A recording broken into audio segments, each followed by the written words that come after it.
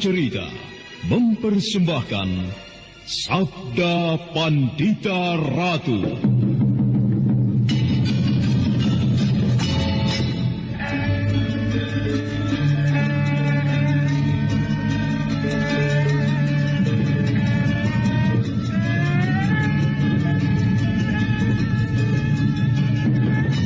Kureguk anggur Mahadewa, kucicipi madu sabdanya.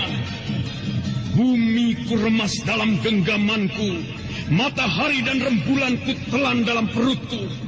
Apakah mungkin aku akan menjadi bunga yang bisa kau petik dan kau sunting? Sementara jika layu, akan kau campakkan begitu saja, seperti cermin retak yang tak berharga.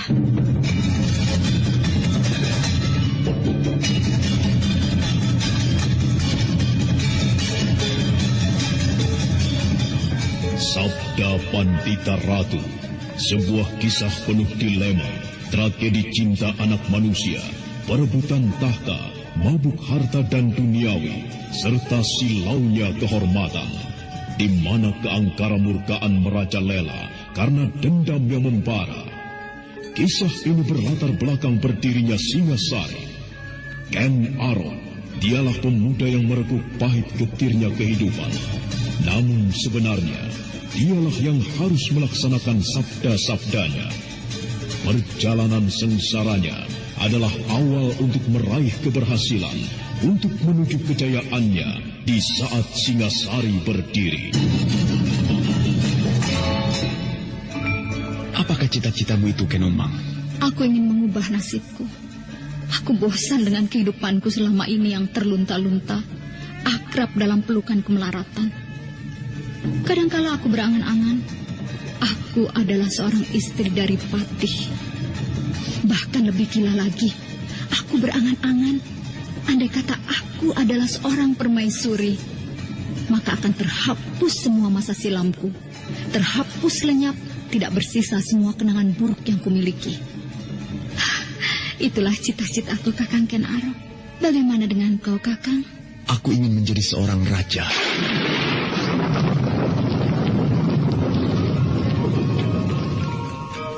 Sabda Pandita Ratu.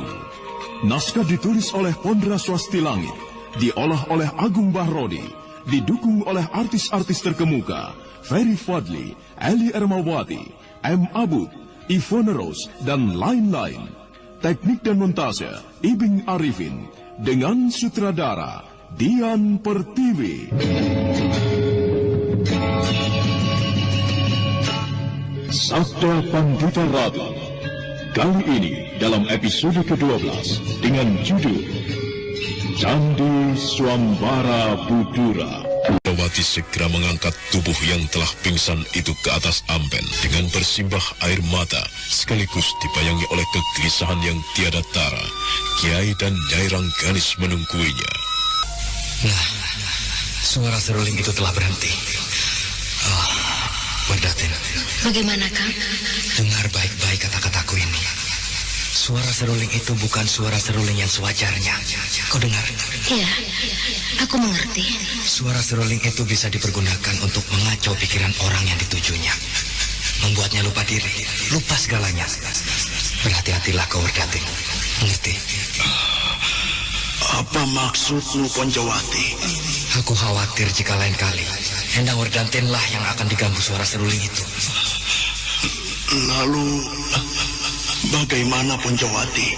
Werdatin harus memperkuat imannya sendiri.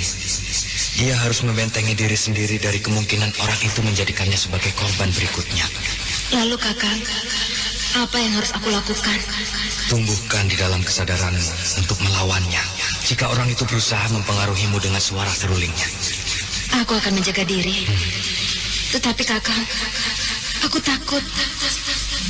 Aku takut kalau aku mengalami nasib seperti Kang Bo Eneng Rudati. Malam kemudian terus bergerak ke arah dini hari. Suara seruling itu tidak terdengar lagi. Poncowati membayangkan tentu Joko Prahoro mengumpat-umpat di dalam hati karena usahanya untuk memancing Endang Rudati tidak berhasil.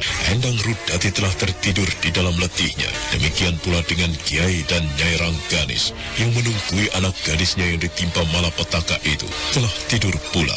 Tidak ketinggalan Endang Werdatin, adik Poncowati yang bungsu. Dia pun tertidur lelap. Poncowati yang terkantuk-kantuk terjaga dari tidurnya ketika dia mendengar dari kejauhan kedua adiknya, Ponco Birawa dan Ponco Taksoko, sedang dalam keadaan mabuk pulang ke rumah. Aku akan menjadi orang yang paling hebat. Aku akan menjadi orang yang paling ganteng. Tidak ada orang perempuan yang tidak akan tergila-gila kepadaku. Kau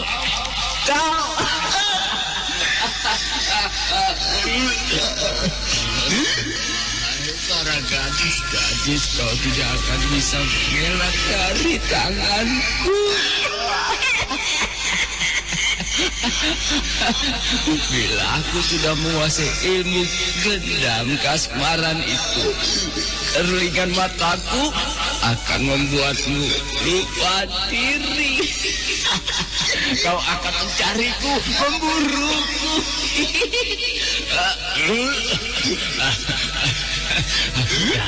Dan semuanya akan tergila-gila kepadaku. Aku bisa membuatmu gila. Kau akan menyerahkan semua yang kau miliki kepadaku.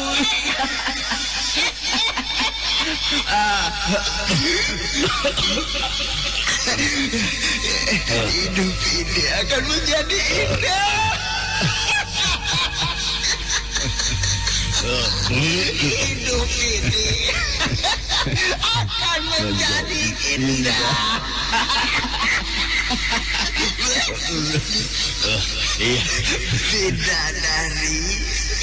Bidadari menari-nari di sekitar kita.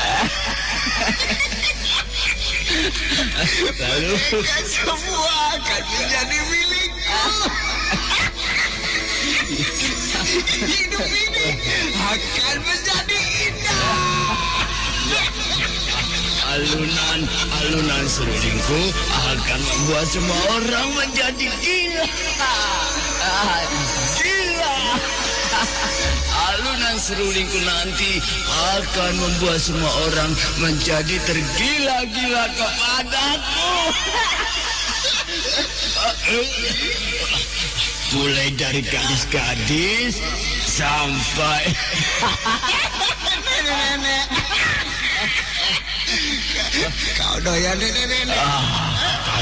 Kalau memang dia masih cantik. Apa artinya itu, Ki Jursungging? Aku benar-benar terkejut mendengar ocehan mereka yang sedang mabuk itu.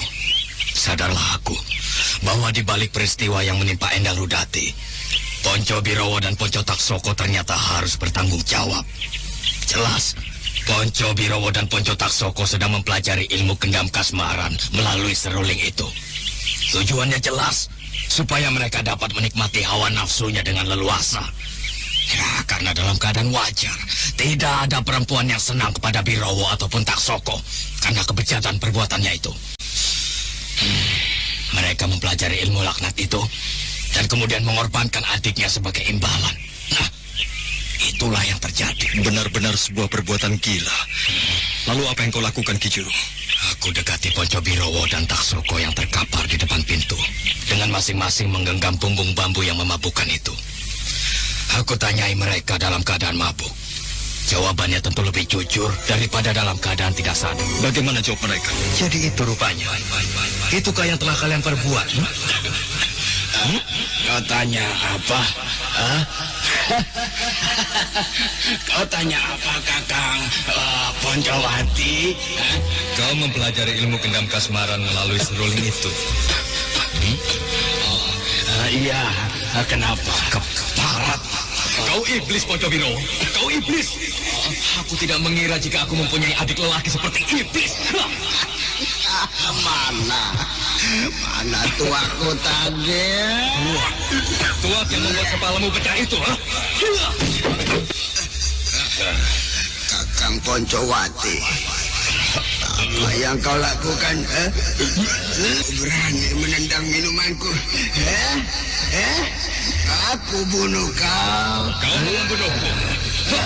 Tuak telah membuatmu buta. Rasakan ini.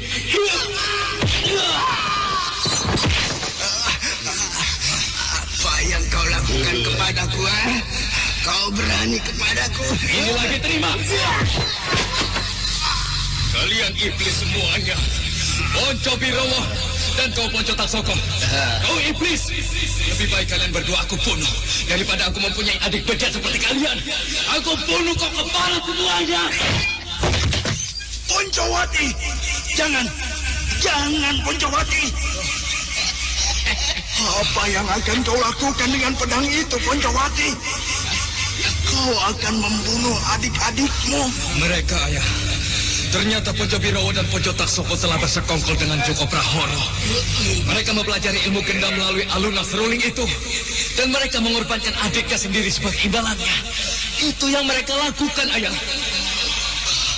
Jagat Dewa Batara. Begitukah, Poncowati? Hei, Poncobirowo, jawab. Kau telah mengorbankan adikmu sendiri sebagai imbalan atas ilmu yang sedang kau pelajari itu, bukan? Jawab. Iya. Berdebah keparat kau, Poncobirowo. Kau benar-benar bukan lagi manusia, tapi iblis. Wujudmu saja yang manusia. Tega kau mengorbankan adikmu sendiri untuk mempelajari ilmu terkutuk itu. Aku tidak mengorbankan apa-apa. Tidak ada yang dikorbankan, tidak ada yang kehilangan. Dasar lelaki bejat. Seperti itu perbuatanmu. Seperti itu perbuatanmu. Seperti itu pula anggapanmu terhadap apa yang dialami oleh Endang Rudati.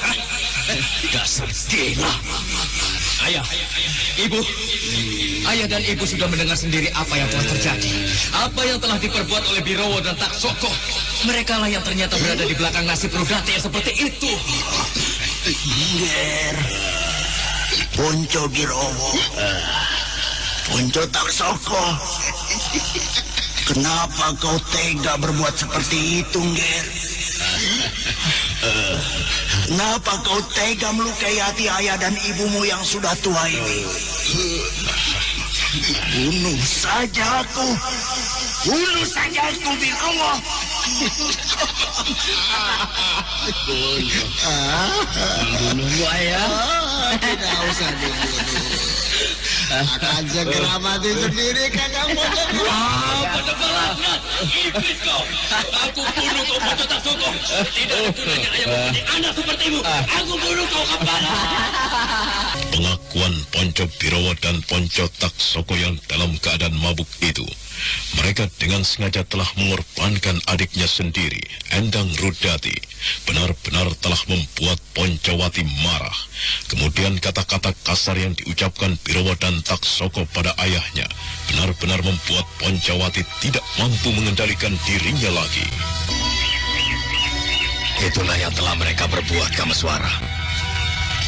Kedua adikku sendiri, Poncobirowo dan Ponco Taksoko yang telah dengan sangat teganya mengorbankan Endang Rudati menjadi santapan lelaki laknat Joko Prahoro. Ya, dengan imbalan pelajaran ilmu hitam itu, ilmu untuk menaklukkan perempuan-perempuan. Benar-benar membuat aku marah. Iya, aku bisa membayangkan itu, Kijuru. Kau tentu marah sekali. Andai kata aku yang mengalami peristiwa itu, aku mungkin akan berbuat kejam. Mereka tentu aku bunuh. Kau bunuhkah Taksoko dan Birowo itu? Aku sudah menggenggam pedangku erat-erat. Aku sudah memutuskan untuk membunuhnya. Aku tidak peduli aku akan diseret menghadap Sang Adiaksa untuk mempertanggungjawabkan perbuatan itu. Aku akan membunuh mereka. Mataku sudah gelap. Aku tidak peduli meskipun ayah dan ibuku menjerit-jerit menghalangi. Dan kemudian Endang Werdatin yang terbangun juga menjerit-jerit. Ponco Taksoko dan Ponco Birowo harus kubunuh. Aku ayunkan pedangku, menyambar tubuh Taksoko hingga lengan kanannya putus. Kemudian aku memburu Ponco Birowo yang lari terbirit-birit. Aku terhenti. Kenapa? Suara suling yang terasa sangat dekat sekali mengagetkan aku. Apa yang kau perbuat itu, Poncowati? Hah? Kau mau membunuh adik-adikmu sendiri? Hah? Manusia atau binatangkah kau ini? Mau membunuh adik sendiri? Mau apa kau? Aku hanya sekedar bermaksud baik. Mengingatkan kau agar tidak melakukan sebuah perbuatan yang akan kau sesali seumur hidup. Perbuatan mereka menjual adiknya sendiri kepadamu layak untuk ditembus dengan kematian mereka. Tanganku! Sakit sekali! Mana tanganku? Tanganku putus! Kau lihat itu, Poncowati? Perbuatan apa yang kau lakukan pada adikmu sendiri? Kau mau membunuhnya? Sekarang dalam keadaan kau yakin membunuhnya adalah yang paling tepat. Tetapi nanti, Poncowati, ketika pikiranmu mengendap, kau akan menyesal, Poncowati. Menyesal seumur hidupmu. Mengapa kau tega membunuh adikmu sendiri? Poncowati, kau tidak membayangkan betapa akan sedih kedua orang tuamu yang kehilangan anak itu. Kehilangan kasih sayang atas anak yang diemban cinde mulai dari kecil. Cukup! Jangan kau menyebar racun dengan mulutmu, Prahoro. Pergi kau dari sini. Jangan ikut campur urusan kami. Sayang sekali, Poncowati. Aku tidak akan membiarkan perbuatanmu yang bermaksud membunuh kedua adikmu yang sedang dalam keadaan mabuk itu. Bukankah pembunuhan adalah perbuatan yang tidak bisa dibenarkan? Apalagi terhadap saudara sekandung. Hah? Tenangkan hatimu. Kau akan berdosa dan menanggung kutukan sampai kau mati dan dibakar jasad. Mulutmu berbisa, Prahoro. Iblis, kau pergi. Baiklah, aku akan pergi. Tetapi jangan kau ganggu kedua adikmu itu. Mereka telah menjadi murid-muridku. Jika kau membunuhnya, kau akan berhadapan dengan gurunya. Aku bisa membalas dengan cara yang lebih kejam dan mengerikan. Misalnya, adik perempuanmu yang seorang lagi. Serasa retak kepalaku ketika itu, Kameswara. Aku ingin mengayunkan pedangku, menyambar tubuh lelaki keparat Joko Prahoro itu. Aku ingin mengorek isi perutnya, dan sebagai pelampiasan dendamku, aku ingin melumurkan darahnya ke wajahku. Tetapi, aku tahu, aku tidak akan berhasil.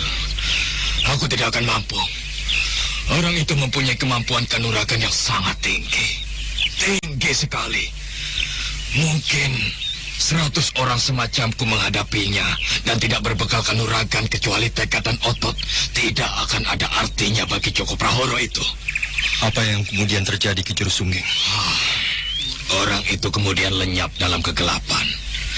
Tanpa peduli kepada Ponco Taksoko dan Ponco Birowo yang mengumpat-umpat, aku kemudian masuk ke dalam rumah. Di saat itu, sempat aku lihat ayahku merenungi potongan lengan Taksoko yang tergeletak di tanah. Di sudut hatiku memang muncul penyesalan. Mengapa aku tega membabat lengan itu?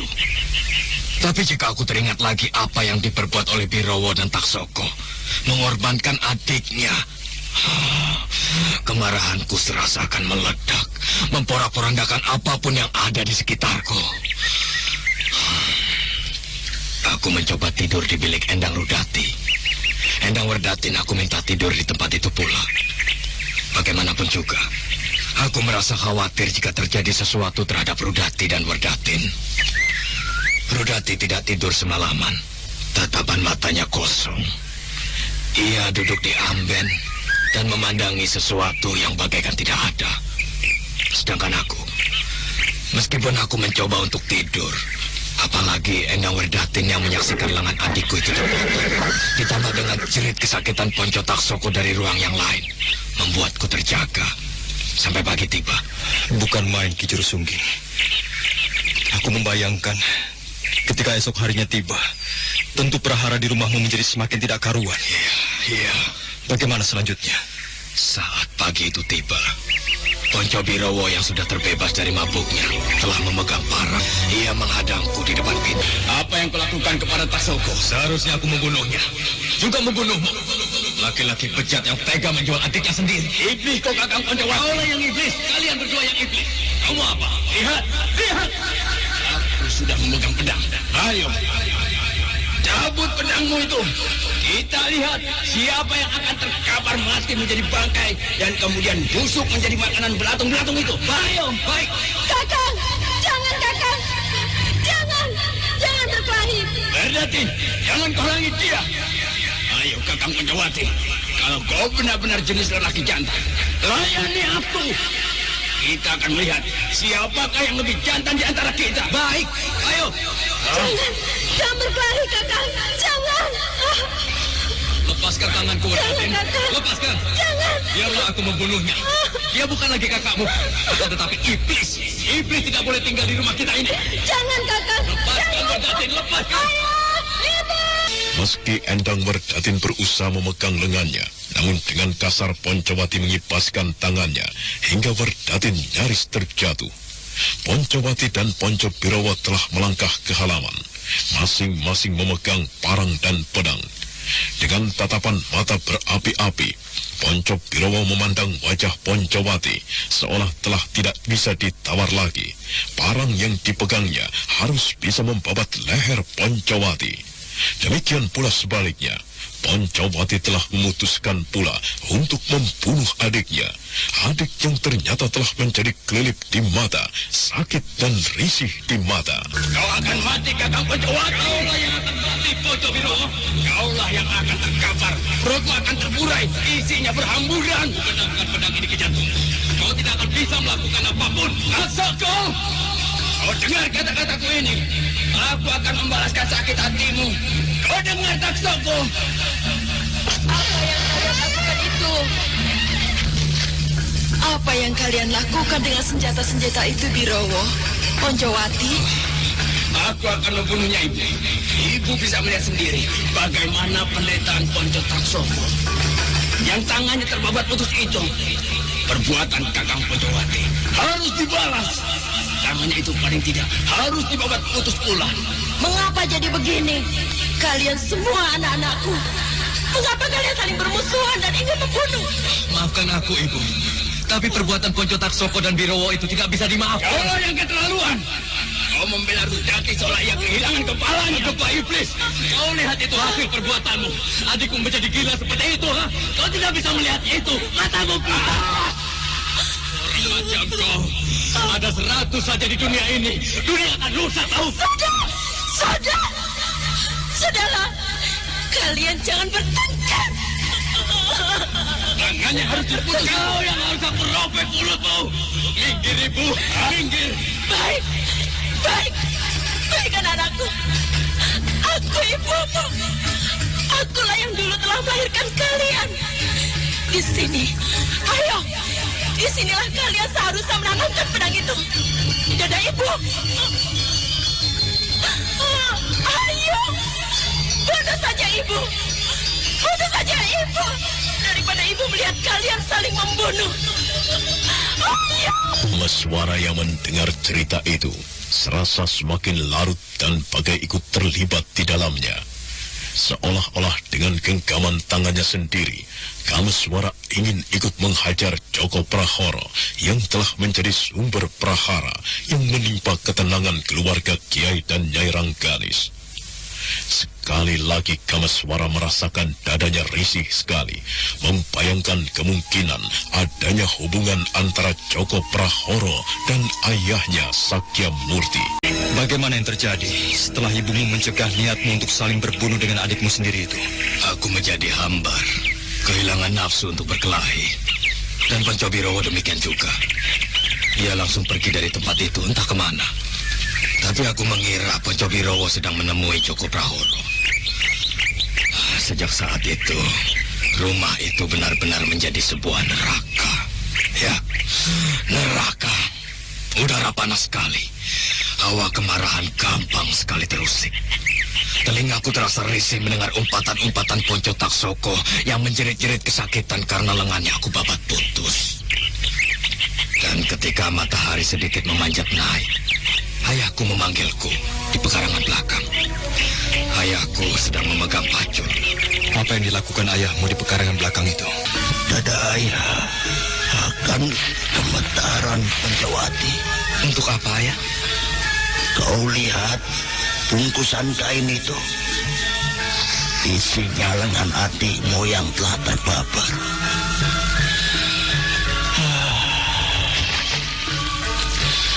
Aku ingin kau membantuku untuk menguburkannya.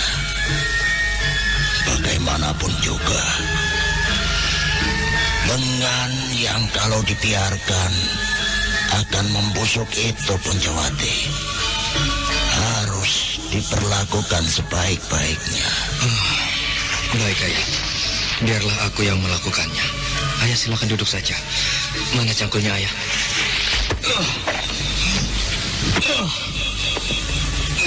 Ada sesuatu yang bergolak dalam dadaku ketika aku mengerjakan pekerjaan itu, Kameswara. Yang aku lakukan mungkin hanya sekedar menggali lubang untuk memendam potongan lengan adikku. Yang kelihatan adalah ayahku yang tua itu memintaku untuk mengerjakannya karena tubuhnya ringkih. Akan tetapi, di relung dadaku yang terjadi justru jauh lebih dahsyat. Aku seperti dihadapkan pada sebuah cermin.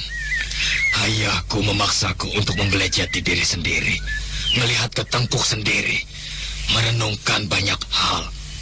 Mengapa yang demikian itu bisa terjadi? Aku melihat ayahku menitikkan air mata ketika aku menguruk potongan lengan itu. Betapa naifnya, betapa mengerikan. Lalu bagaimana Ki Juru Sungging? Panas neraka itu semakin menjadi-jadi. Panasnya menjilat di tubuhku. Ki Juru Sungging yang di waktu mudanya bernama Poncowati kemudian melanjutkan ceritanya. Kameswara mendengarkan dengan seksama dan dengan perasaan tegar. Saudara pendengar, untuk mengetahui jawabannya, ikutilah kelanjutan kisah ini dalam seri berikutnya. Sampai jumpa.